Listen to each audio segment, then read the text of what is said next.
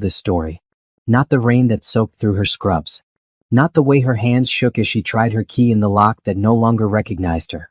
Not even the face of the woman watching from the living room window, her husband's mistress, wearing the silk robe Naomi had received last Christmas. No. She remembered that the trash bags containing 8 years of her life were pink. The locks are changed. Patricia stood on the porch, arms crossed over her chest, her face twisted in that expression of disgust Naomi had seen so many times before. Trevor's mother had never hidden her disdain for the woman her son married. "You're not welcome here anymore." Naomi's heart pounded so hard she thought it might burst through her ribcage. "This is my house. I've been paying the mortgage for 3 years while Trevor got his business started." "Was your house," Patricia corrected, her voice sharp as broken glass. "Trevor's name is on the deed. You were just living here. And now you're not." The front door opened. Trevor stepped out, and Naomi searched his face for some sign of the man she'd married. The man she'd worked double shifts for. The man whose dreams she'd funded while putting her own on hold. She found nothing. "Don't make this harder than it needs to be, Naomi." His voice was flat, emotionless, like he was discussing the weather. "Sienna and I are together now. We're having a baby. It's time for you to move on." The world tilted. "Baby. They were having a baby. I gave you everything." Naomi's voice cracked, and she hated herself for it. "I worked myself to exhaustion so you could build your business. I gave up my own dreams."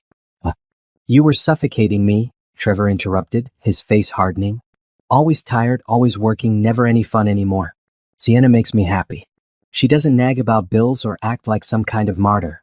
Patricia nodded, a cruel smile playing at her lips. "My son deserves better than a woman who comes home smelling like a hospital every night. Sienna is educated, refined. She comes from a good family." "I'm a nurse," Naomi whispered. "I save lives." "You're a burden," Patricia snapped. "Now take your bags and go. We've been generous enough to pack your things." Though honestly, most of it was garbage anyway. Trevor's lawyer will be in touch about the divorce. Naomi looked at the pile of pink trash bags on the lawn, already soaking through in the rain. Her clothes, her books, the photographs from her childhood. Her grandmother's quilt. Everything that mattered to her stuffed into trash bags like garbage. "My car," she managed. "The Toyota. I've been making those payments." Trevor pulled keys from his pocket and tossed them at her feet. "It's in the driveway. Consider it a parting gift. Now leave before I call the police for trespassing." Through the window, Naomi could see Sienna walking through the living room, her living room, touching the furniture Naomi had saved for months to buy. The woman was younger, thinner, with long straight hair and pale skin that had never known a hard day's work. She moved through the space like she owned it, because now she did. "You'll regret this," Naomi said quietly, not as a threat but as a statement of fact. Her hands had stopped shaking. Something cold and hard was forming in her chest, replacing the shattered pieces of her heart. Trevor laughed. "I really don't think so. Goodbye, Naomi." They went back inside, closing the door on 8 years of marriage like it meant nothing. Through the window, Naomi saw Sienna wrap her arms around Trevor's neck, saw him smile in a way he hadn't smiled at her in years. The rain came harder. Naomi stood there for a long moment, staring at the house she'd bled for, the life she'd built that had been stolen in an afternoon. Then she began loading the pink trash bags into her Toyota, one after another, until the back seat and trunk were full. Some bags she had to leave on the curb. There wasn't room for everything. That felt appropriate somehow. She was leaving parts of herself behind. As she pulled away from the curb, Naomi looked in the rearview mirror one last time. Patricia stood at the window, watching with satisfaction as Naomi's car disappeared down the street. Trevor didn't even bother to look. Naomi drove without knowing where she was going. Her phone had 17 missed calls, friends probably, wondering why she hadn't shown up to their planned dinner. She couldn't face them. Couldn't face the pity in their eyes when they learned her husband had replaced her like a broken appliance. At a red light, she caught sight of herself in the mirror. Her eyes were red but dry. She'd cried herself empty in the car, sobbing so hard she'd had to pull over twice. Now there was just exhaustion and something else. Something that felt dangerous. The light turned green and Naomi pressed the gas, driving forward into a future she couldn't yet imagine. Behind her, everything she'd known lay in ruins. Ahead, in the darkness and rain, something was waiting to be born. The parking lot of the 24-hour grocery store became Naomi's bedroom. She tried her sister first. Danielle had opened the door, taken one look at Naomi's tear-stained face and the car packed with trash bags, and sighed in that particular way that said Naomi was once again proving to be a disappointment. "I told you Trevor was no good," Danielle had said, not even stepping aside to let Naomi in from the cold. "But you never listen. You always think you know better. Can I just stay for a few nights?" Naomi had asked, hating the begging tone in her voice. "Until I figure things out? I've got Gerald's kids this week. No room." Danielle had started to close the door, then paused. "Besides, you need to learn to stand on your own feet. You're always looking for someone to rescue you. Maybe this is the wake-up call you need." The door had shut with a soft click that echoed louder than a slam. So Naomi had driven to the grocery store, parked in the far corner under a broken light, and tried to sleep in her car. The seats didn't recline far enough. Her neck cramped within an hour. Every sound made her jump: footsteps, car doors, the distant wail of sirens. She checked her bank account on her phone. $1,300. That was everything she had. The joint account she'd been depositing her paychecks into? Update. Trevor had cleaned it out, leaving exactly $1 so it wouldn't show as fraud. Her credit cards? Maxed out. She'd been paying down Trevor's business debts for 2 years, always promising herself they'd catch up soon, that things would get better once his company took off. $1,300 stood between her and complete destitution. Naomi closed her eyes and tried to remember how she'd gotten here. Once upon a time, she'd been different. She'd had dreams of her own. Big dreams. She'd been accepted to a real estate development program at the university. She'd wanted to build things, create communities, transform neglected properties into homes. Her grandmother had owned a small apartment building, and Naomi had loved helping manage it as a teenager. She'd loved seeing the numbers work, finding creative solutions to problems, envisioning what a space could become. Then she'd met Trevor at a friend's birthday party. He'd been charming, attentive, full of big plans. He was going to start a consulting firm. He just needed time to get it off the ground. Would she mind postponing school? Just for a year or two. "We're a team," he'd said, holding her hands and looking into her eyes with such sincerity she'd believed him. "Once my business takes off, you can do whatever you want. I'll support your dreams the way you're supporting mine." She deferred her admission, taking the nursing program instead because it was shorter, cheaper, and would bring in steady money. She told herself it was temporary, that she was investing in their future. 8 years later, Trevor's business was struggling along, barely breaking even. And her acceptance to the development program had long since expired. A knock on the window made Naomi jump. A security guard stood outside, shining a flashlight into the car. "You can't sleep here," he said, his voice muffled through the glass. Naomi rolled down the window. "Please. I just need a few hours. I'll leave before morning." "No sleeping in vehicles. Store policy. You need to move along." She wanted to scream at him, to explain that she had nowhere else to go, that her husband and his mother had thrown her away like trash, that her own sister had turned her away, that she was so tired her bones ached. Instead, she started the car. She drove to a different parking lot. A shopping center this time, closed for the night. She parked between 2 larger vehicles, trying to make her car less visible. She locked the doors, reclined the seat as far as it would go, and pulled her grandmother's quilt over herself. The quilt smelled like home. Like the woman who'd raised her after her parents died. Like better times. Naomi let herself cry again, quietly this time, her face buried in the fabric her grandmother had stitched by hand. She cried for the girl who'd had dreams. For the woman who'd abandoned them. For the wife who'd been discarded. For the future that looked so dark she couldn't see a way forward. Eventually, exhaustion claimed her. She slept in fits and starts, waking every time a car passed or a door slammed somewhere in the distance. When morning came, gray and cold, Naomi sat up and looked at herself in the mirror. Her hair was a mess. Her eyes were swollen. She looked like someone who'd spent the night in a car. Because she had. She used the public restroom at a gas station to wash her face and brush her teeth. A woman at the next sink gave her a pitying look and hurried out. Naomi stared at herself in the mirror, at the stranger looking back at her. "This is not how your story ends," she said out loud, her voice echoing in the empty bathroom. "This is not who you are." But she wasn't sure she believed it. Her phone buzzed. A text from Trevor's lawyer. Papers would be ready in 3 days. She'd need to sign. The house was in Trevor's name only.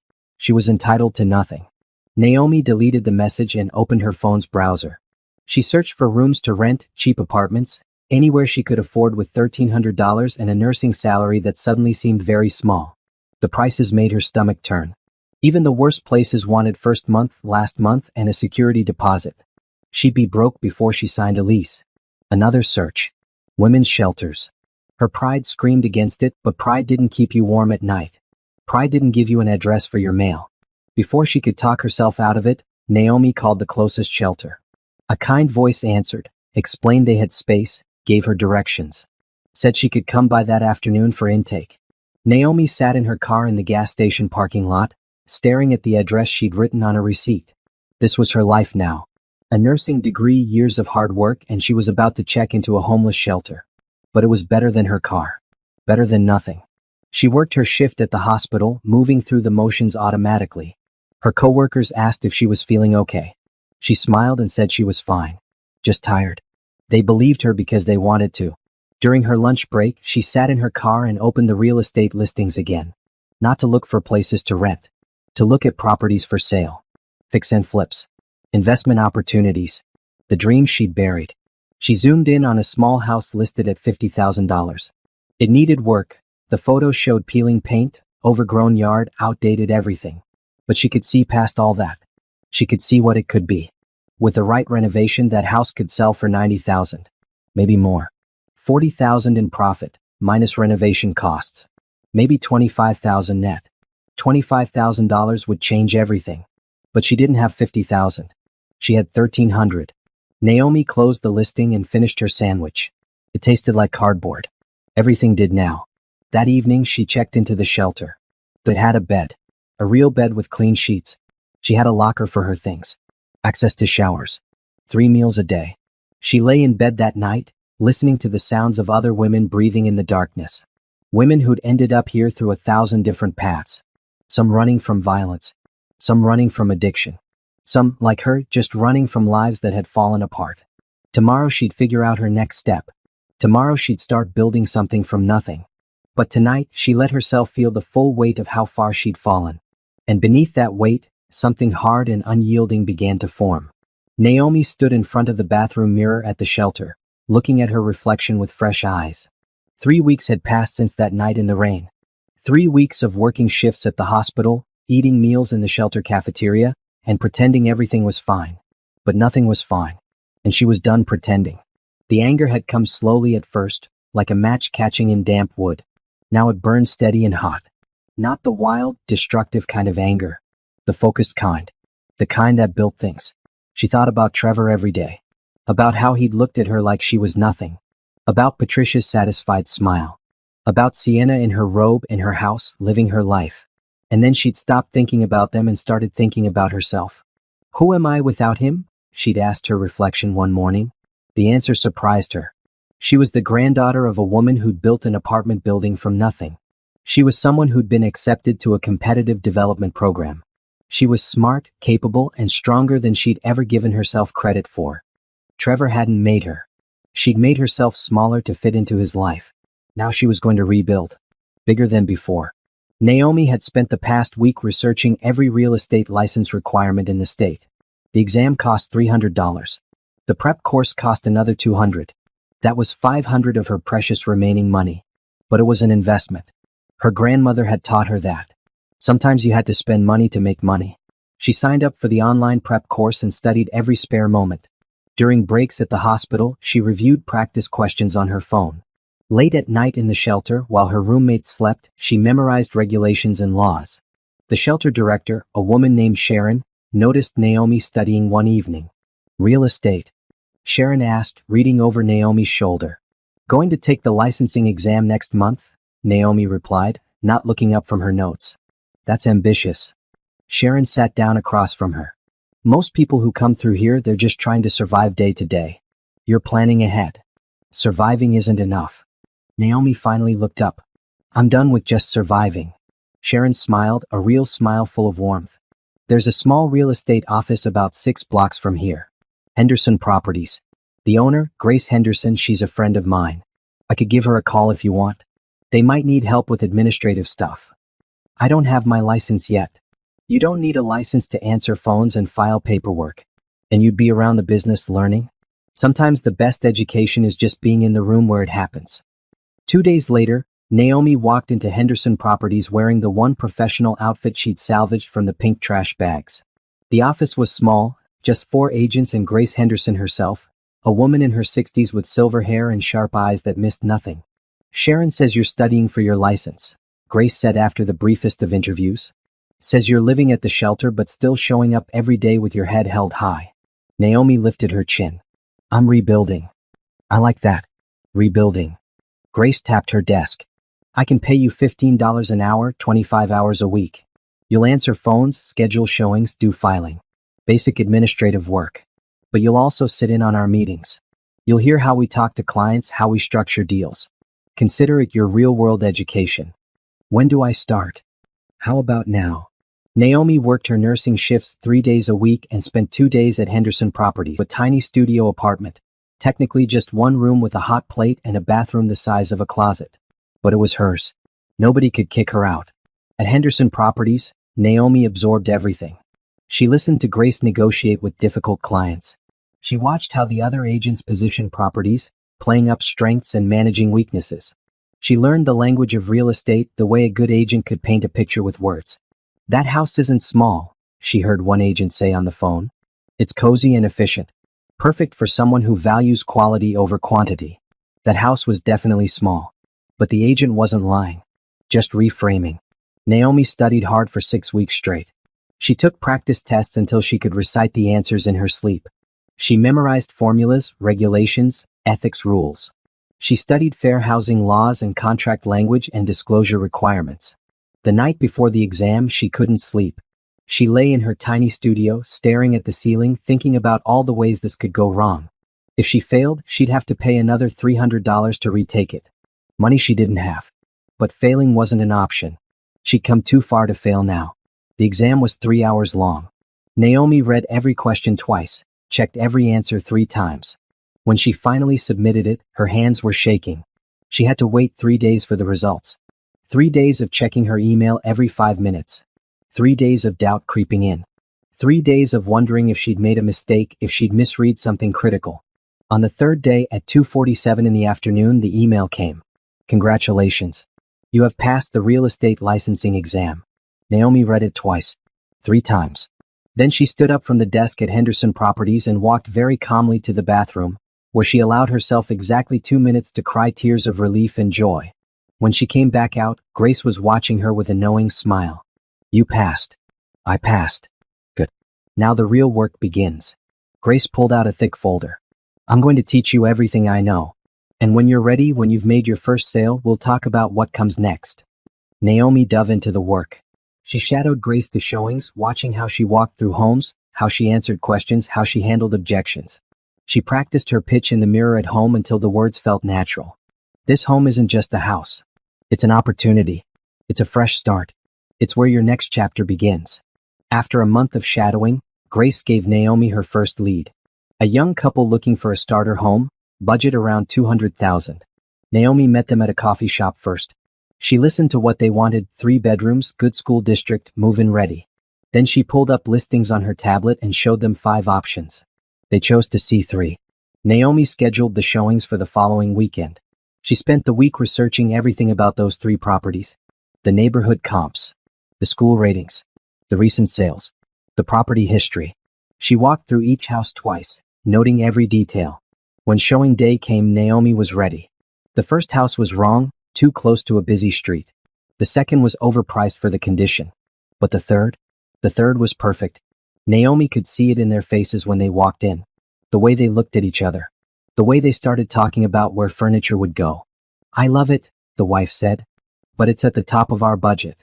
Let me talk to the selling agent, Naomi said. I think we can work something out. She negotiated for 2 days. Got the price down by $8,000. Negotiated for the seller to cover closing costs. By the time she was done, her clients were getting the house they loved at a price they could afford. The deal closed 3 weeks later. Naomi's commission was just over $3,000. $3,000 from one sale. She stood in Grace's office, holding the check, thinking about how many double shifts she'd have to work at the hospital to make that much money. This is just the beginning, Grace said. You're good at this, Naomi. You have the hunger. That's what separates the successful agents from the ones who wash out. That night, Naomi opened her laptop and did the math. If she could close 1 deal a month at that commission level, she'd make enough to quit her nursing job. If she could close 2 deals a month, she'd start building real savings. And once she had savings, she could start investing in properties herself. She opened her old bookmarks, the fix and flip listings she'd been stalking for months. The $50,000 house was gone. But there were others. A condo for $40,000. A duplex for $75,000. Soon, she told herself. Soon she'd have enough for a down payment. She fell asleep that night with her laptop still open, dreams of properties dancing in her head. Not dreams of getting Trevor back. Not dreams of proving something to Patricia. Dreams of building an empire on her own terms. 6 months after passing her licensing exam, Naomi sold her 10th property. Her commission checks were adding up. She'd saved $12,000, more money than she'd ever had at one time in her entire life. She lived like a monk. Her studio apartment cost $600 a month. She ate rice, beans, eggs, and whatever was on sale. She wore the same 3 professional outfits in rotation, washing them by hand to save on laundromat costs. Every penny that didn't go to survival went into her savings account. Grace had started giving her more leads. The other agents at Henderson Properties noticed Naomi's success rate and began sending overflow clients her way. She was building a reputation as someone who closed deals, who worked hard, who treated every client like they were her only client. "You remind me of myself 30 years ago," Grace told her one afternoon. "Hungry, driven. But Naomi, you can't just keep working for commissions forever. You need to think bigger." "I am thinking bigger." Naomi pulled out her laptop and showed Grace the spreadsheet she'd been building. "I've been analyzing properties. Fix and flips, rental opportunities. I found a condo, 2-bedroom, 1 bath, needs cosmetic work. Listed at $42,000. I could get it for $38,000 with cash." Grace studied the numbers. "Your renovation budget?" $10,000. "New paint, updated fixtures, refinish the floors, modern hardware. I've gotten quotes from 3 contractors. I could have it done in 6 weeks and list it for $70,000. "That's ambitious." "That's the plan." Grace looked at her for a long moment. "You need money for the down payment. Banks won't give you a mortgage with your credit history. Trevor wrecked that. So you'd need to pay cash. You don't have $38,000. Naomi's excitement dimmed. "Not yet. But I know someone who might lend it to you." Grace pulled out her phone. "His name is Frank. He's a private lender. The interest rates aren't pretty, but he'll take a chance on someone with a solid plan." 2 weeks later, Naomi stood inside the condo, keys in hand. Frank had lent her the money at 12% interest for 6 months. It was highway robbery, but it was also her shot. The place was a disaster. Stained carpet, yellowed walls, outdated light fixtures that looked like they came from the 70s. The kitchen cabinets were falling apart. The bathroom had pink tile that made Naomi think of those trash bags on the lawn. But she could see past all of it. She'd spent hours visualizing the transformation. Fresh white walls. Lightwood floors. Modern brushed nickel fixtures. A kitchen with white cabinets and butcher block counters. A bathroom in classic white subway tile. She'd gone minimal on the budget but strategic on the choices. Everything she did added value without breaking the bank. Naomi spent every evening and weekend at the condo. She painted herself, working late into the night. She learned how to install cabinet hardware. She watched YouTube videos on how to caulk properly. She scrubbed and cleaned and transformed. The contractor handled the floors and the major plumbing work. Everything else, Naomi did herself. 6 weeks later, she stood in the finished condo and felt tears prick her eyes. It was beautiful. Simple, clean, modern. Exactly what she'd envisioned. She listed it for $72,000. It sold in 9 days for $70,000. After paying back Frank's loan with interest, the contractor, and other expenses, Naomi netted $18,000. $18,000 for 6 weeks of work. She'd never felt so powerful in her entire life. That same week, she ran into Trevor at a restaurant. She was meeting a client for lunch when she saw him across the room. He was with Sienna, who was visibly pregnant now. They were arguing in hushed voices, his face tight with stress, her expression petulant. Trevor looked up and their eyes met. Naomi saw him take in her appearance. She was wearing a new professional outfit. She'd finally allowed herself to buy nice clothes. Her hair was styled. She looked healthy, confident, successful. She watched recognition and surprise flicker across his face, followed by something that might have been regret. Naomi simply nodded once and turned back to her client. She didn't need to speak to Trevor. She didn't need his validation or his regret or his excuses. She needed nothing from him at all. When her client mentioned seeing them, Naomi just smiled. "Old history," she said. "Not relevant anymore." And she meant it. That evening, Naomi found a new property. A small house this time listed at $55,000. It needed more work than the condo, but the profit potential was higher. She could buy it, flip it, and net $30,000 if she played it right. She called Frank. I have another opportunity. This time, the conversation was different. Frank had heard about her successful flip. Other investors were talking. She'd proven herself. I'll lend you $60,000 this time, Frank said. Same terms. But Naomi?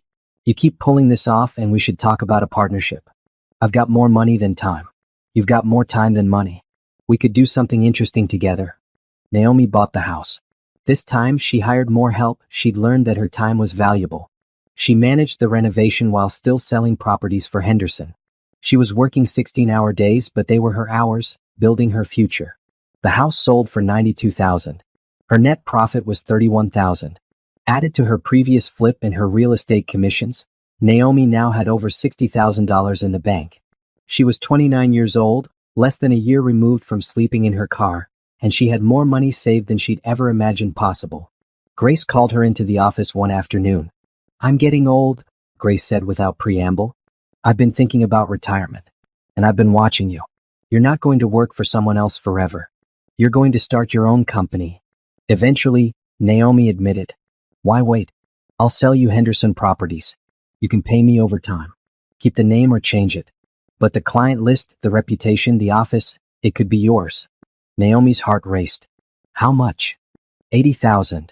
I don't have that. You have 60. Pay me that as a down payment. Pay me the rest over the next 2 years. 5% interest. We'll draw up a contract. Naomi did the math in her head. It would take most of her savings. It was risky. What if the business didn't work out? What if she couldn't make the payments? But then she thought about sleeping in her car. About the pink trash bags. About Trevor's flat, emotionless voice telling her to leave. She'd already survived the worst. Everything else was just details. Let's do it, Naomi said. 1 week later, she owned her first business. She changed the name to Sterling Heights Properties, choosing words that spoke of value and aspiration. She kept the existing agents and promised them she'd grow the company.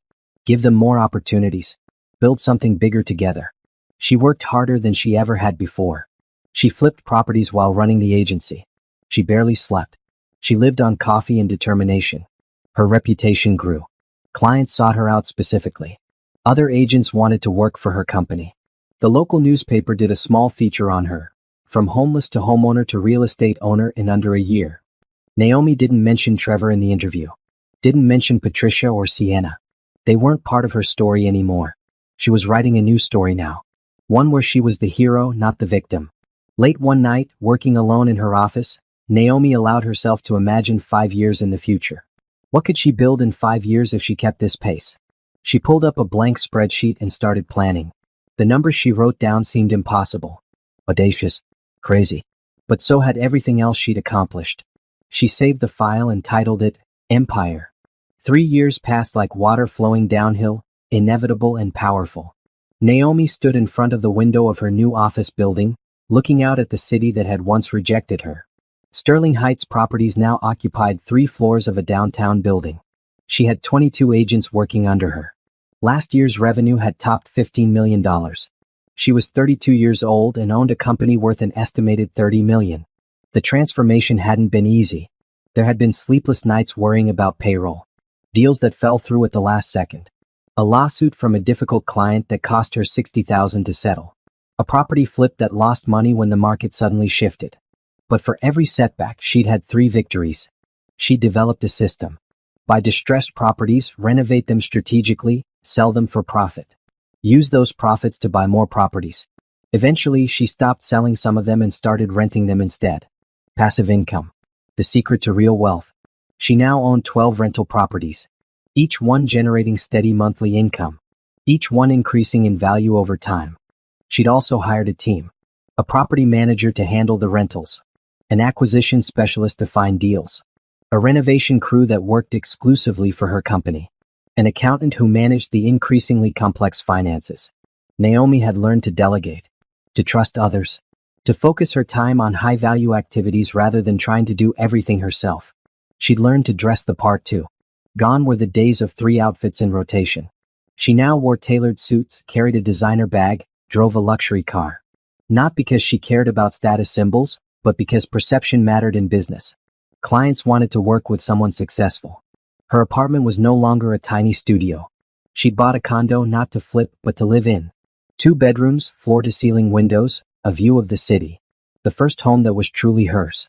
On the wall of her home office, she'd hung a photograph of her grandmother standing in front of her apartment building. Next to it, she'd mounted one of the old property deeds. A reminder of where she came from. Of the legacy she was continuing. Naomi? The Martinez meeting is in 10 minutes. Her assistant, Rachel, appeared in the doorway. I'm ready. Naomi grabbed her portfolio and headed to the conference room. The Martinez family wanted to buy a small apartment building. 8 units. It was exactly the kind of property Naomi had been looking for, but she'd decided to let it go to a family who would put in the work and build something. She'd make her commission and, more importantly, build goodwill in the community. That was another lesson she'd learned. Success wasn't just about accumulating wealth. It was about building relationships, earning respect, creating opportunities for others. After the meeting closed successfully, Naomi returned to her office to find Rachel looking uncomfortable. There's someone here to see you, Rachel said. He doesn't have an appointment. He said his name is Trevor. The name landed like a punch to the stomach. Naomi hadn't heard from Trevor in 3 years. Not since she'd seen him at that restaurant, arguing with pregnant Sienna. Tell him I'm not available. I did. He said he'd wait. He's been in the lobby for an hour. Naomi considered having security remove him. But part of her was curious. What could he possibly want after 3 years? Fine. Give me 5 minutes, then send him in. She used those 5 minutes to center herself. To remember who she was now. To remind herself that Trevor no longer had power over her. When he walked into her office, Naomi barely recognized him. He'd aged badly. Gray streaked his hair. Lines carved deep around his eyes and mouth. He'd lost weight, but not in a healthy way. He looked worn down, beaten. Naomi. He stood awkwardly in front of her desk. I don't even know where to start. Then don't. She kept her voice professional, cool. What do you want, Trevor? I wanted to see you. To explain. There's nothing to explain. You made your choices. I made mine. We're done. I know. I saw the article about you in the paper. About your company. I couldn't believe it was the same person. It's not. Naomi met his eyes. I'm not the same person you threw away. That person was weak, dependent, small. I killed her when you left her on that lawn in the rain. Trevor flinched. I was wrong. About everything. Sienna left me a year after the baby was born.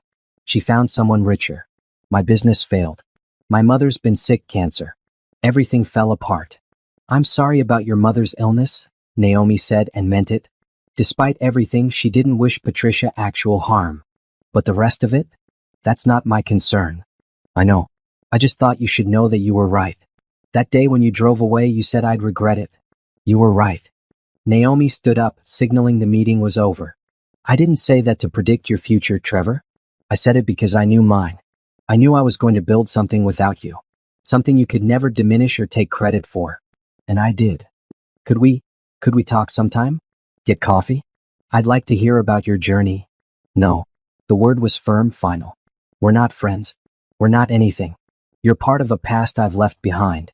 I wish you well, but I don't want you in my life in any capacity. Rachel will show you out. She pressed the button for her assistant before Trevor could respond. As he left, Naomi saw him glance back once, his expression full of regret and loss. She felt nothing. Not anger, not satisfaction, not even pity. Just nothing. He was irrelevant. After work, Naomi drove to a small house she just acquired. A young couple was in the process of buying their first home through her agency. She'd negotiated a great deal for them and she wanted to leave a welcome gift.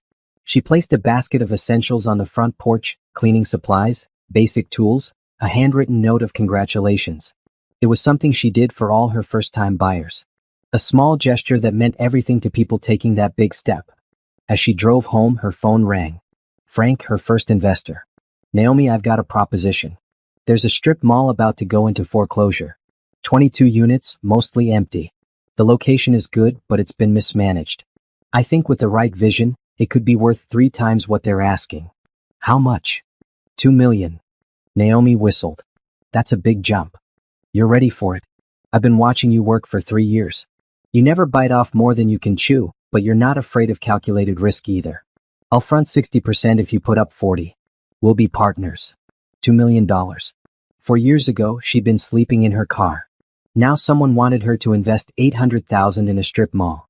Send me the information. Let me run the numbers. She spent the next week analyzing every aspect of the deal. The location, the tenant history, the revenue potential, the renovation costs, the market comps. She drove by the strip mall a dozen times, studying it from every angle. The buildings were tired, outdated. But the bones were good. With fresh paint, new signage, some strategic updates, she could attract better tenants. Maybe a coffee shop, a boutique gym. Local businesses looking for affordable retail space. She could see it. The potential. The transformation. Let's do it, she told Frank. They bought the strip mall.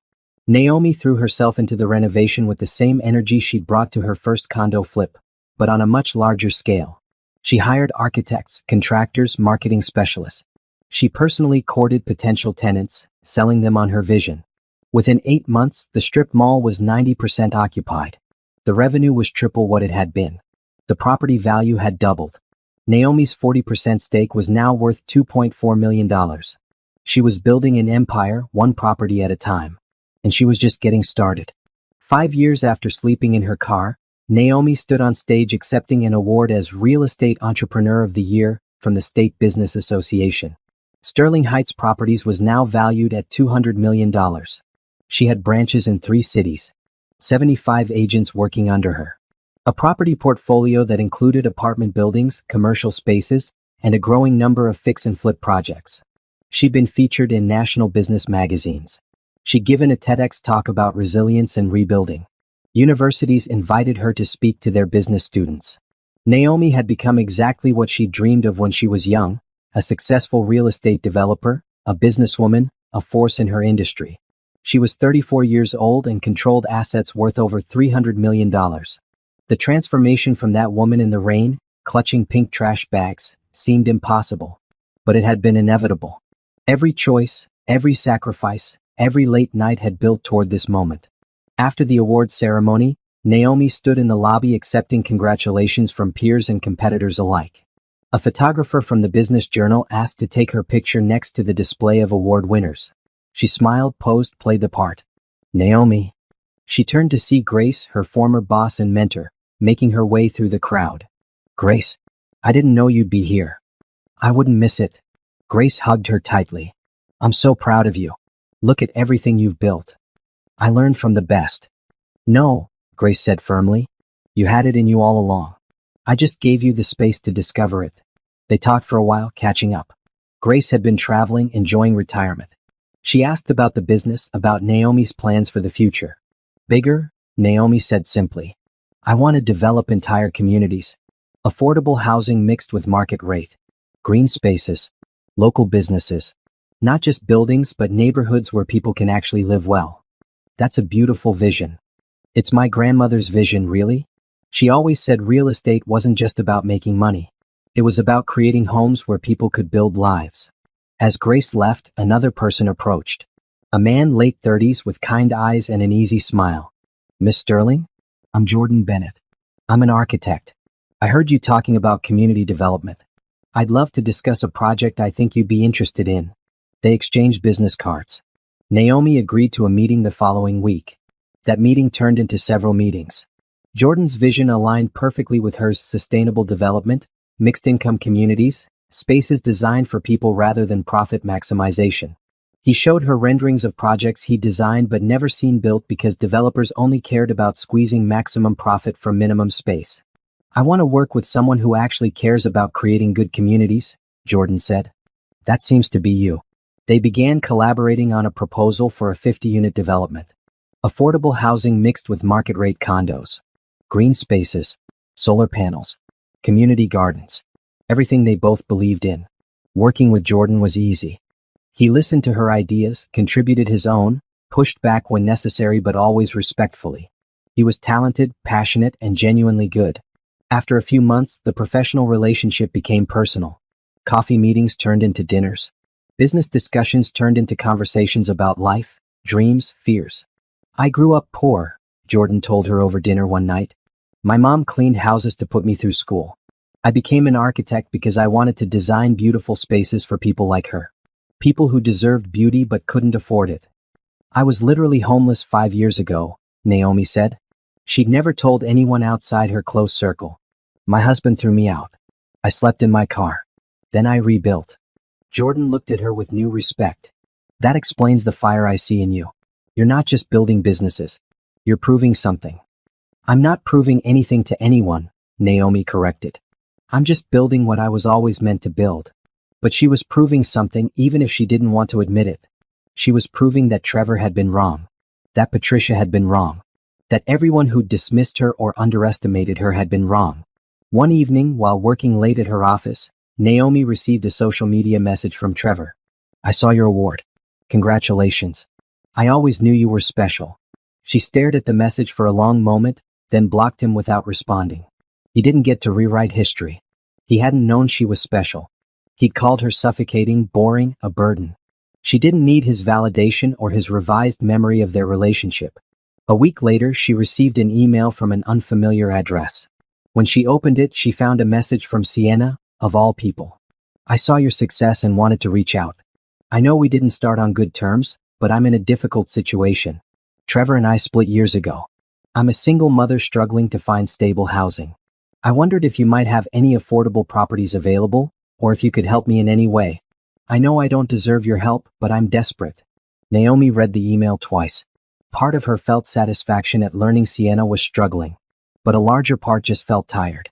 She replied, I don't have any personal properties available, but I can refer you to several agencies that specialize in affordable housing placement for single parents. I've attached their contact information. I wish you the best. Professional. Helpful. But distant. She wasn't going to punish Sienna by denying her information that might help. But she also wasn't going to personally involve herself in the woman's life. They had no relationship and Naomi wanted to keep it that way. Jordan noticed her mood that evening. Everything okay? Just ghosts from the past trying to resurface. She shook her head. But they don't live here anymore. Good. He took her hand across the table. Because I'm really enjoying getting to know the you of right now. The you building this incredible empire. The you with this big vision for the future. Over the next few months, their relationship deepened. Jordan was everything Trevor hadn't been, supportive without being dependent, ambitious about his own work without being competitive with hers, proud of her success without trying to claim credit. He fit into her life naturally, easily. They worked together well. They pushed each other to think bigger.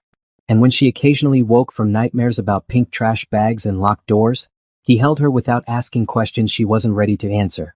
Business continued to grow. Naomi closed more deals, flipped more properties, expanded into new markets. The community development project with Jordan won approval. Construction would begin in 6 months. She was everywhere, on podcasts talking about entrepreneurship, at conferences discussing sustainable development, in boardrooms negotiating deals worth millions. And through it all, she never forgot that woman in the rain. She kept that memory close, sharp, painful. Because that memory reminded her why she built this empire in the first place. Not for revenge. Not to prove anything to Trevor or Patricia or anyone else. But to prove to herself that she could. That she was never the small, weak, worthless thing they'd made her feel like. She was powerful, capable, unstoppable. And she was just getting started. The email from her financial advisor landed in Naomi's inbox on a Tuesday morning. Subject line, interesting opportunity. She opened it while drinking her coffee, expecting another property listing or investment opportunity. Instead, she found something much more interesting. Naomi, a debt collection company, is offering to sell a portfolio of residential mortgage debts. Mostly distressed properties, foreclosures in progress. Among them is a property at 847 Maple Street. If I'm not mistaken, that's your former residence. The debt is owned by Trevor Stewart and Patricia Stewart. Current amount owed is $380,000 including arrears and penalties. The entire portfolio is selling for $1.2 million. Might be worth a look. Robert. Naomi set down her coffee cup very carefully. 847 Maple Street. The house she'd bled for. The house she'd been thrown out of in the rain. The house where Trevor and Sienna had played house while Naomi slept in her car. The house was in foreclosure. She opened her laptop and pulled up the property records. There it was. Multiple missed payments. Notices of default. The bank had initiated foreclosure proceedings 6 months ago. Trevor and Patricia were losing the house. Naomi sat back in her chair, processing this information. The universe had a strange sense of humor. She spent the day analyzing the debt portfolio. Besides Trevor's house, there were 15 other properties. Most were genuinely underwater, people who'd lost jobs or faced medical emergencies and couldn't recover. The kind of situations she genuinely sympathized with. But the portfolio also included the kind of predatory lending that made her angry. Balloon payments, variable rates that tripled, hidden fees. People had been set up to fail. She could buy the portfolio. Work out reasonable payment plans with most of the debtors. Help people save their homes. And as for Trevor and Patricia? That was a separate question. Naomi called Robert. I want to see the full details on every property in that portfolio. She spent a week doing due diligence. She met with several of the debtors personally, listening to their stories. A teacher who'd gotten cancer and burned through her savings on treatment. A veteran trying to raise 3 kids alone after his wife died. A young couple who'd been victimized by a predatory lender. For those people, Naomi developed plans. Reduced payment schedules. Modified terms. Paths back to stability.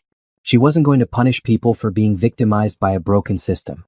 But Trevor and Patricia? Their situation was different. She pulled up their payment history. They defaulted because Trevor's business had collapsed completely. The consulting firm he'd built, the one Naomi had funded with her nursing paychecks for years, had failed spectacularly. He'd lost major clients, made poor decisions, and ultimately filed for bankruptcy. Patricia had co-signed on the house, which meant she was equally liable for the debt. The 2 people who'd thrown Naomi away like trash, who'd told her she was worthless, were now about to lose everything. Naomi bought the debt portfolio for $1.1 million, negotiating down from the asking price. She immediately began working with the other 14 families, setting up reasonable payment plans, in some cases forgiving portions of debt. She wasn't in this to hurt people who were genuinely struggling. But for Trevor and Patricia, she made a different decision. She also discovered something else interesting. Trevor's business had operated out of a small retail space in a strip mall. A strip mall that had recently changed hands. A strip mall she now owned through her partnership with Frank.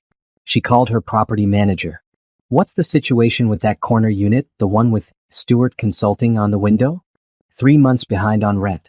Previous owner let it slide, but the business appears to be closed. We've been trying to contact the tenant to formalize the eviction. Send them formal notice. 30 days to vacate or pay all arrears plus late fees. She wasn't doing anything wrong. This was business. You don't pay rent, you get evicted. You don't pay your mortgage, you lose your house. These were simply the consequences of Trevor's choices. Naomi went to view the strip mall property one afternoon. She stood outside the unit where Trevor's business had been, looking at the faded sign in the window, the dusty interior visible through the glass. This was where he'd built his dream while she worked nights at the hospital. This was what he'd told her was more important than her own ambitions. And now it was gone. She felt no satisfaction, no joy. Just a calm, quiet sense of balance being restored. That evening, Jordan found her staring out the window of her condo, lost in thought. You're quiet tonight, he said, wrapping his arms around her from behind. Just thinking about choices, she said. About consequences. Want to talk about it? She told him about the debt portfolio. About discovering Trevor's house was in foreclosure. About the strip mall. What are you going to do? Jordan asked. What's right for the business? The same thing any lender would do. They've defaulted. They need to face the consequences. But nothing. She turned to face him. There's no but. I'm not going to punish them beyond what the situation requires. I'm also not going to save them. They made their choices. Now they live with them. That's fair, Jordan said. Cold maybe, but fair. I'm not cold. I'm just done being the person who saves everyone else while sacrificing myself. Trevor needed me to fund his business? I did it. His mother needed me to prove my worth? I tried. Sienna needed somewhere to live? She took my home. Now they need mercy? They can find it somewhere else. What happens to them? They have 30 days to either pay their debts or vacate. Both the house and the business space. After that, it's out of their hands. The house will be auctioned. The business space will be rented to someone who actually pays rent. Naomi walked away from the window. And I'll continue building my company, developing communities, and living my life. They're not my responsibility. They never were. But that night, she lay awake thinking about it. Not because she felt guilty she didn't, but because she was waiting for some feeling that never came. She'd imagined this moment before, back in those early days when anger fueled her ambition. She'd imagined Trevor and Patricia desperate, begging, facing ruin. She thought she'd feel victorious, powerful, vindicated. Instead, she just felt nothing. They were irrelevant. Their suffering didn't make her happy. Their desperation didn't fill any void. They simply didn't matter. And that, she realized, was the real victory. Not destroying them, but reaching a place where their fate meant nothing to her. The 30-day notices went out. Naomi signed them herself, her signature neat and businesslike on the legal documents that would change Trevor and Patricia's lives forever. Then she filed them away and went back to work building her empire. She had communities to develop, families to help house, a future to build. The past could take care of itself. The conference room at Sterling Heights Properties fell silent as Naomi's attorney laid out the documents. You now legally own all outstanding debt related to 847 Maple Street, he confirmed. You also own the property lease for the commercial unit at Riverside Strip Mall. You have the legal right to proceed with foreclosure on the residence and eviction from the commercial space. Naomi nodded, studying the papers. In black and white there it was. She held Trevor and Patricia's future in her hands. Her assistant Rachel knocked on the door. Naomi, you have a call holding. He says his name is Trevor Stewart and it's urgent. Take a message. He's called 4 times today. He says it's about the foreclosure notice. Naomi looked at her attorney, who shrugged. You don't have to talk to him. Everything can go through lawyers. No, Naomi said after a moment. Put him through. She picked up the phone in the conference room, putting it on speaker so her attorney could hear. Naomi. Trevor's voice came through, strained and desperate. Thank God. I've been trying to reach you for days. I'm a busy person. What do you need? The foreclosure notice. It says the debt has been sold to Sterling Heights Properties. That's your company? Yes. Pause. You bought my mortgage? I bought a portfolio of debt. Your mortgage happened to be included. Naomi, please. We need to work something out. My mother and I, we're facing eviction from both the house and my office space. We have nowhere to go. That's unfortunate. Unfortunate? His voice rose. Naomi, this is our lives. The house my mother has lived in for 30 years. The business I've spent years building. The business that failed, Naomi corrected. And the house you defaulted on. These are consequences of your choices, Trevor. Not my problem. How can you be so cold? After everything you did, Naomi interrupted. Let's be very clear. You threw me out of that house in the rain. Your mother told me I was worthless. You left me with nothing while you and your mistress played house in the home I'd helped pay for. Don't talk to me about cold. She heard him take a shaky breath. I was wrong. I've admitted that. But this is revenge. This is you punishing me. No, Naomi said calmly. Punishment would be personal. This is business. You defaulted on your debts. I now hold those debts. The process moves forward according to the law. There's nothing personal about it. There has to be something we can do. Some payment plan. I'm trying to restart the business, I just need time. You've had time. You've had multiple extensions from the previous lender. You've had warnings. You've had opportunities to work out arrangements. And you've failed to meet every single commitment. Why would I expect anything different? Because you're not heartless. I know you, Naomi. You're kind. You help people. I help people who haven't spent years treating me like garbage. I help people who deserve help. You don't fall into that category. Her attorney slid a note across the table. You're not obligated to negotiate. Naomi nodded and continued. The 30-day notice stands. After that, if you haven't vacated both properties, I'll proceed with formal eviction. I'm not trying to destroy you, Trevor. But I'm also not going to save you. Please. Now he was begging, his voice breaking. My mother is sick. She's still recovering from cancer treatment. We have nowhere to go. Then I suggest you start looking for housing assistance. There are programs for people in your situation. Programs? You want me to apply for charity? To go to a shelter? I did, Naomi said quietly. When you threw me out, I spent time in a shelter. I slept in my car. I ate from food banks. I survived. So can you. The line went quiet for a long moment. I can't believe you've become this person, Trevor finally said. So bitter, so vindictive. I'm not bitter. I'm successful. I'm not vindictive. I'm simply not your safety net anymore. You wanted me gone from your life? Congratulations. You got exactly what you asked for. She hung up before he could respond. Her attorney looked impressed. That was direct. It needed to be. Naomi gathered the papers. Proceed with everything according to standard protocol. No special treatment. No extensions. Just process it like any other foreclosure. Over the next 2 weeks, Naomi heard nothing from Trevor. But she did receive a letter from Patricia. She almost threw it away unopened. But curiosity won. The letter was handwritten, Patricia's normally perfect penmanship shaky. Dear Naomi, I am writing to appeal to whatever kindness remains in your heart. I know I treated you poorly during your marriage to my son. I am ashamed of my behavior.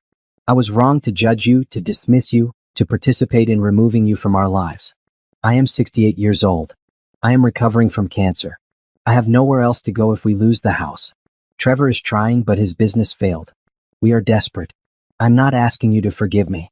I'm asking you to show mercy. Please consider allowing us more time to find alternative housing. Please consider modifying the debt terms so we might keep the house. I understand if you refuse. I understand that we do not deserve your help. But I am asking anyway from one woman to another. Patricia. Naomi read the letter twice. She looked for the trap, the manipulation, the angle. But it seemed genuine. Patricia sounded truly desperate. She set the letter aside and called her attorney. The foreclosure on 847 Maple Street. What happens if they don't vacate? Sheriff's Department removes them. Their belongings are placed on the curb. Standard procedure. On the curb. Like pink trash bags in the rain. Naomi thought about it for a long time. She could show mercy. Could give them extra time. Could modify the terms of the debt. But why should she? They'd shown her no mercy. No compassion. No kindness. Jordan found her reading the letter that evening. That from them? Patricia. Begging for mercy. What are you going to do? What I should do? Let the process continue. You sure? Are you saying I should help them? Naomi looked at him sharply. I'm saying you should do whatever lets you sleep at night. If letting the foreclosure proceed feels right, do that. If showing some mercy feels right, do that. But don't make the decision based on what they deserve. Make it based on who you want to be. I want to be someone who doesn't get taken advantage of anymore. That's not who you're choosing to be. That's who you're choosing not to be. Those are different things. Naomi put the letter in her desk drawer. I'll think about it. But she didn't really need to think. She knew what she was going to do. Nothing. She wasn't going to help them. But she also wasn't going to go out of her way to hurt them. She was simply going to let the legal process unfold. They defaulted. They'd had chances to fix it. Now they faced consequences. That wasn't revenge. That was just reality. The 30-day period ended. Neither property was vacated. Naomi's attorney filed the necessary paperwork for forced eviction. The sheriff scheduled the eviction for a Tuesday morning. Naomi didn't attend. She didn't need to see it. Didn't want to see it, actually. She spent that Tuesday morning at a site visit for the community development project with Jordan. They walked through the partially constructed buildings, discussing design elements, checking progress. Her phone rang multiple times. She didn't answer. Later, Rachel forwarded her a message from Trevor. You've won. Are you happy now? My mother is in the hospital. The stress of the eviction caused her to have a heart episode. I hope destroying us was worth it. Naomi felt a flicker of concern about Patricia's health, but she didn't call back. She didn't send flowers. She didn't engage. Because engaging meant giving them power over her emotions again. And she was done with that. Jordan read the message over her shoulder. You okay? I'm fine. Patricia's health issues aren't my responsibility or my fault. She's getting the medical care she needs. Beyond that, there's nothing I can or should do. You're really okay with all of this? I'm really okay with protecting my peace, Naomi said firmly. I'm okay with not being manipulated by guilt. I'm okay with Trevor and Patricia facing the consequences of their choices. And yes, I'm okay with not saving people who threw me away when they were done using me. She turned off her phone and focused on the building in front of her. This was her future. Affordable housing for families who needed it. Community spaces for people to gather. Green areas for children to play. This was what mattered. Not Trevor. Not Patricia.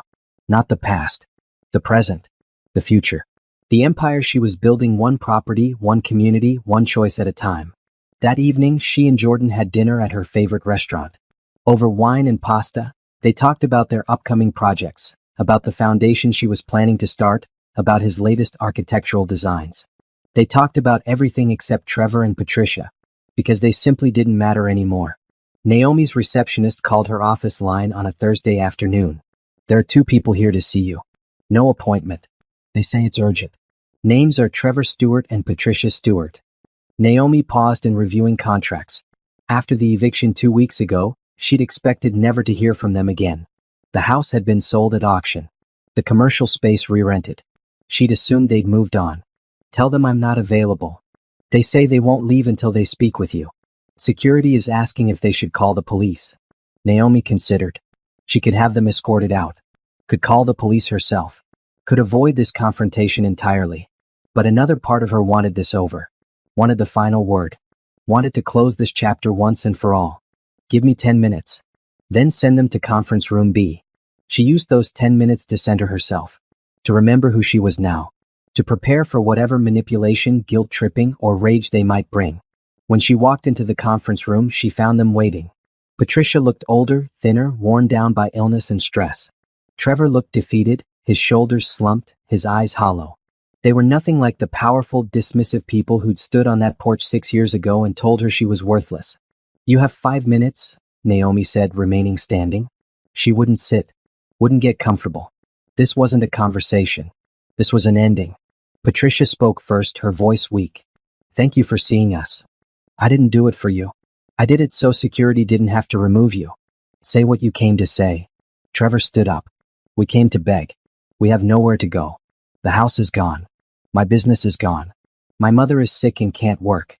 I can't find employment because my reputation in the business community is ruined. We're staying in a motel, but our money is running out. We'll be homeless in a week. And you want what from me exactly? Help, Patricia said, her voice breaking. Any kind of help. Maybe a loan. Or a job. Or advice on where to go, what to do. We're desperate, Naomi. Naomi looked at them for a long moment. You threw me out with nothing. Your exact words, Patricia, were that I was garbage. That your son deserved better. Do you remember that? Patricia looked down. I remember. Trevor, you told me I was suffocating. Boring. That your mistress made you happy in ways I never could. You took everything I'd worked for and gave it to her. Do you remember? I remember, he whispered. Good. Because I want you to understand something very clearly. What you're feeling right now, this desperation, this fear, this sense of having nowhere to turn, this is exactly what you did to me. This is what I survived. And I did it without anyone's help. We're sorry, Trevor said. We've said we're sorry. What more do you want? I don't want anything from you. That's the point. I don't want your apologies. I don't want to help you. I don't want you in my life in any capacity. So you're just going to let us become homeless? You have more money than you could ever spend. Would it really hurt you to help us? Yes, Naomi said firmly. It would hurt me to help the people who destroyed me. It would hurt me to teach you that you can treat people like garbage and still get saved when you need it. It would hurt me to enable your continued refusal to take responsibility for your own lives. Patricia started crying quietly. Please, I'm begging you. My grandmother used to tell me something, Naomi said, her voice cold but calm. She said you teach people how to treat you. I taught you that you could use me, discard me, and I'd keep giving. I was wrong to teach you that. I'm not making that mistake again. What are we supposed to do? Trevor's voice rose, anger creeping in. Just live on the streets? There are shelters, food banks, job placement programs, government assistance. The same resources I used when you threw me out. Use them. This is revenge, Patricia said. Pure revenge. You're punishing us. No, Naomi corrected. Punishment would be active. I would have to do something to you. I'm not doing anything. I'm simply refusing to save you from yourselves. There's a difference. She walked to the door, then paused. You know what the ironic thing is? If you divorced me respectfully, split things fairly, treated me with basic human decency, I probably would help you now. Because that's who I am. I help people who deserve help. But you didn't just leave me. You humiliated me. You threw me away like trash. You celebrated my suffering. We were wrong, Trevor said again. Being wrong isn't enough. You don't get forgiveness just because you finally realized you were awful. You get consequences. And these are yours. So that's it. Patricia's tears had stopped, replaced by a hard expression. You're just going to let us suffer? I'm going to let you figure out your own lives the way I had to figure out mine. Alone. You're cold, Patricia spat. Trevor was right about you. You're heartless. Naomi smiled, but there was no warmth in it. No. I'm free. Free from caring what you think. Free from needing your approval. Free from the version of myself that would have set herself on fire to keep you warm. That woman is dead. You killed her. And I'm better for it. She opened the door. Your 5 minutes are up. Don't contact me again. Don't come to my office. Don't reach out through intermediaries. We're done. Forever. You'll regret this, Trevor said. No, I really won't.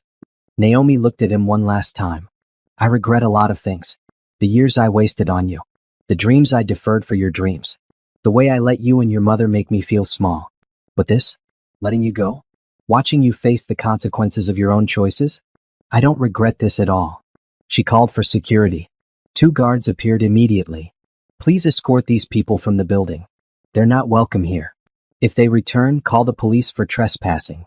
As they were walked out, Patricia looked back once. Her face was a mixture of rage, desperation, and something that might have been regret. Naomi felt nothing. No satisfaction. No guilt. No anger. Just a profound sense of closure. She returned to her office and sat at her desk, looking out at the city she'd conquered. 6 years ago, she'd had nothing. Now she had everything. And she'd built it without them, despite them, because of them. Rachel buzzed her line. Are you okay? Do you need anything? I'm perfect, Naomi said, and meant it. That evening, Jordan found her at home, sitting on her balcony with a glass of wine, watching the sunset. I heard they came to the office. They did. And I told them the truth. That they're not my responsibility. That I won't save them. That we're done. Jordan sat beside her, taking her hand. How do you feel? Honestly, I feel nothing. They're strangers to me now. Unpleasant strangers I used to know. No guilt. None. I gave them what they gave me, nothing. That's not revenge. That's balance. Jordan kissed her hand. I'm proud of you. Not for refusing to help them, but for being clear about your boundaries. For protecting your peace. Naomi leaned against him, watching the light fade from the sky. In the distance, the city glittered with possibility. Her city now. The place where she'd rebuilt herself from nothing into something powerful. Somewhere out there, Trevor and Patricia were facing an uncertain future. A future they'd created through their own choices. And Naomi was here, in the home she'd bought with money she'd earned, beside a man who loved her for who she truly was, building an empire that would outlast any of them. The confrontation was over. The past was finally fully buried. Tomorrow she had communities to build. Tonight she had peace. The banner across the community center read, Grand Opening Sterling Heights Village. Naomi stood before 200 people, residents, investors, city council members, reporters, and felt a sense of completion she'd never experienced before. The community development project was finished. 50 units of housing, half affordable and half market rate. A community center with free programs for residents. A playground. Community gardens. Solar panels on every roof. Local businesses in ground floor retail spaces. It was everything she dreamed of when she was young. Everything her grandmother had believed real estate could be. And she'd built it. Her vision, her funding, Jordan's design. This isn't just a housing development, Naomi said into the microphone. It's a promise. A promise that safe, beautiful, sustainable housing should be accessible to everyone. That communities thrive when we build them with intention and care. That profit and purpose can coexist. The audience applauded. Cameras flashed. She'd done dozens of these speeches now, but this one felt different. Special. This wasn't about her success. This was about the 25 families who would move into affordable homes next week. The children who would play in the park. The seniors who would attend programs at the community center. After the ceremony, Jordan found her standing alone in the community garden, looking at the raised beds ready for planting. Proud of yourself? He asked. Proud of us, she corrected. You designed this beautiful space. But you made it possible. He took both her hands. Naomi Sterling, 6 years ago you were sleeping in your car. Today you just opened a 50-unit community development. Tomorrow, what's tomorrow going to bring? Tomorrow I announced the Sterling Foundation. We're dedicating $10 million to help women rebuild after divorce. Housing assistance, job training, small business loans. Everything I needed when I was starting over. That's incredible. It's necessary. Naomi looked at the building behind them. I got lucky. I had skills, timing, opportunities. Not everyone does. The foundation will give other women those opportunities. Jordan pulled a small box from his pocket. Speaking of tomorrow? Naomi's breath caught as he opened it to reveal a simple, elegant ring. I'm not Trevor, Jordan said. I'll never be Trevor. I'll never make you smaller so I can feel bigger. I'll never take credit for your success.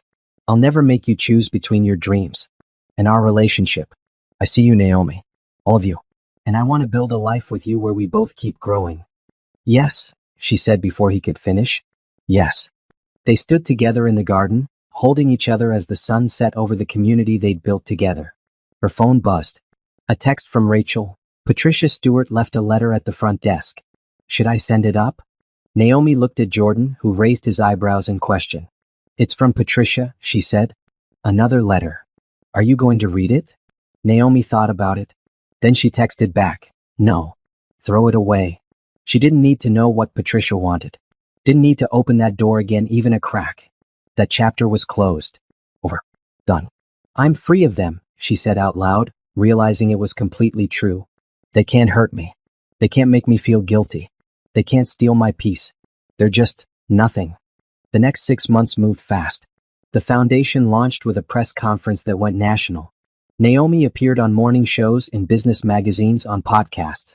She told her story, not as revenge, but as inspiration. She never mentioned Trevor or Patricia by name. They weren't villains in her story. They were just obstacles she'd overcome. Sterling Heights properties reached a valuation of $600 million. Naomi's personal net worth crossed $100 million.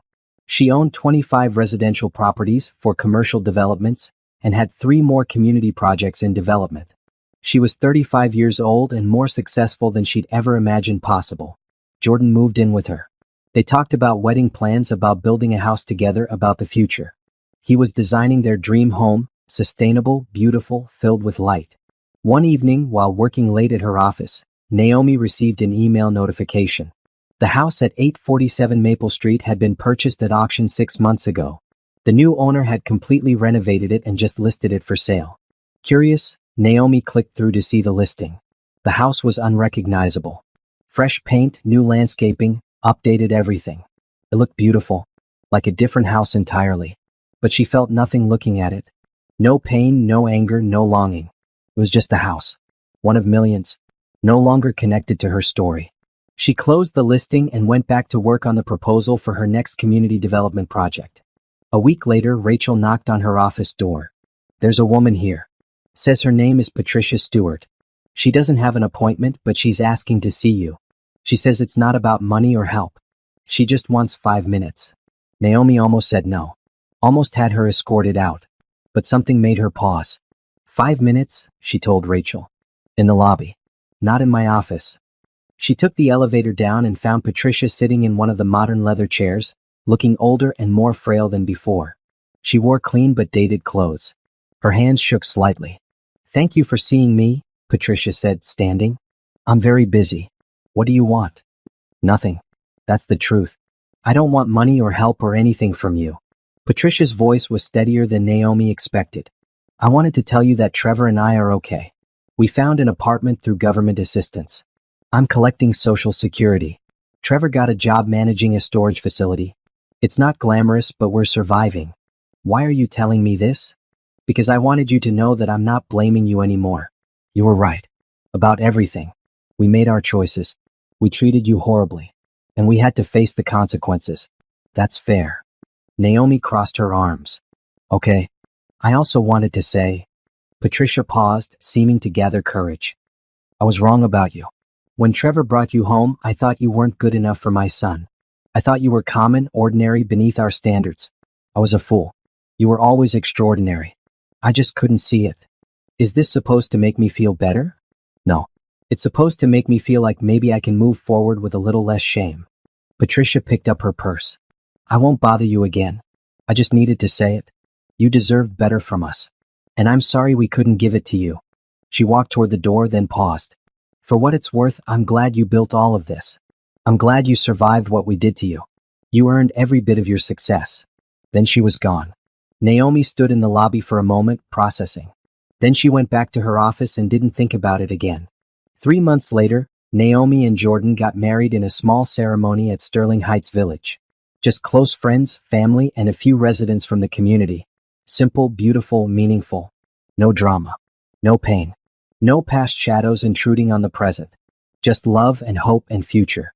Standing with Jordan, saying her vows, Naomi thought about that woman in the rain 6 years ago. The woman clutching pink trash bags. The woman who'd felt like her life was over. If she could talk to that version of herself, she'd tell her, this isn't the end. This is the beginning. You're about to become someone you can't even imagine yet. Someone stronger, wiser, more powerful. Someone who builds empires. The pain you're feeling right now? It's fuel. Use it. Let it transform you. But don't let it consume you. And when you finally make it, and you will make it, don't look back with revenge in your heart. Look back with gratitude. Because they freed you. They broke you open so you could rebuild yourself into something extraordinary. At the reception, Naomi gave a toast. To new beginnings. To second chances. To the courage to rebuild. And to the wisdom to know that the best revenge isn't destruction. It's living a beautiful life they never imagined you could have. Everyone raised their glasses. Later that night, as she and Jordan drove away toward their honeymoon, Naomi looked back one last time at the community she'd built. Lights glowed in the windows. Families were home, safe, building lives in spaces she'd created. This was her legacy. Not the money or the success or the revenge. The lives she'd touched. The communities she'd built. The women she'd helped through her foundation. This was who she'd become. Not in spite of what Trevor and Patricia did to her, but because of it.